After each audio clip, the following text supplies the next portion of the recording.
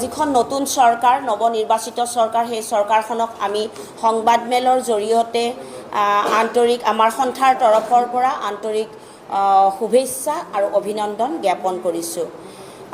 এই আমাৰ সদৌ অসম প্ৰাদেশিকৃত শিক্ষানুষ্ঠানৰ পৰা বঞ্চিত শিক্ষক কৰ্মচাৰী সন্থাৰ তৰফৰ পৰা মাননীয় মুখ্যমন্ত্ৰী মহোদয় আৰু মাননীয় শিক্ষামন্ত্ৰী মহোদয়ক জনাবলৈ বিচাৰিছোঁ যে আমাৰ এই দুৰ্ভগীয়া যি শিক্ষকসকল এই শিক্ষকসকলৰ কাৰণে আপোনালোকে যি গুৰুদক্ষিণা আঁচনি নামেৰে যোনটো পৰ্টেল চেনেল মুকলি কৰি দিলে, ইতিমধ্যে সেই পৰ্টেল চেনেলত আমাৰ শিক্ষকসকলে এপ্লাই কৰিলে।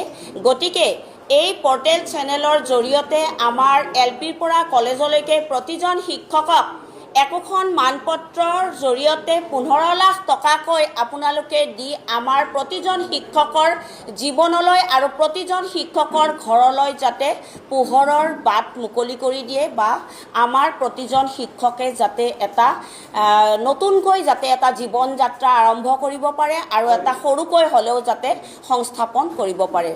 মাননীয় মুখ্যমন্ত্ৰী মহোদয় আৰু মাননীয় শিক্ষামন্ত্ৰী মহোদয়, আপোনালোকে চাওক, এটা সমষ্টিত এজন বিধায়কে 5 বছৰ কাম কৰে আৰু 5 বছৰ কাম কৰাৰ পিছত সেই বিধায়কজনে পিছৰ বছৰত যদি তেওঁলোকে বিধায়কো নহয় কিন্তু তেওঁলোকৰ পৰিয়াল পোহপাল যাবৰ কাৰণে অসম চৰকাৰৰ অধীনত এটা তেওঁলোকে মোটা পেঞ্চন তেওঁলোকে পাই থাকে। কিন্তু আমাৰ এই মানৱ সম্পদ গঢ়া খনিকৰসকলৰ কাৰণে আজি জীৱনবিলাক অন্ধকাৰ হৈ গ'ল 2017 আৰু 18 চনৰ আইনখনৰ বাবে।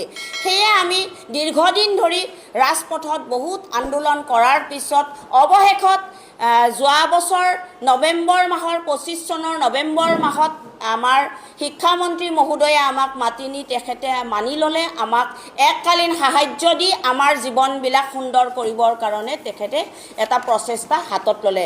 গতিকে আজি এই সংবাদ মাধ্যমৰ জৰিয়তে আমি মাননীয় আমাৰ শিক্ষামন্ত্ৰী মহোদয়জনকো আমি আন্তৰিক শ্ৰদ্ধা আৰু অভিনন্দন জ্ঞাপন কৰিছোঁ। ইতিমধ্যে আমি ৰাতিপুৱা মাননীয় শিক্ষামন্ত্ৰী মহোদয়ক আমি লগ ধৰি আহিছোঁ আমাৰ সন্থাৰ তৰফৰ পৰা আৰু গোটেইখিনি কথা তেখেতক আমি অৱগত কৰিছোঁ।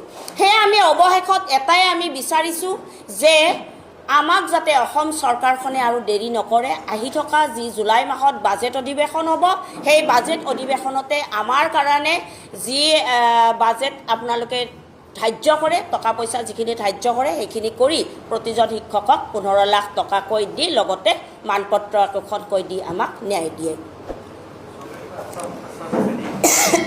চৰকাৰে আমাক আশ্বাস দিছে, কিন্তু এতিয়ালৈ এইটো আশ্বাস দিয়া নাই যে আমাক কিমান টকা দিব, কেতিয়া দিব।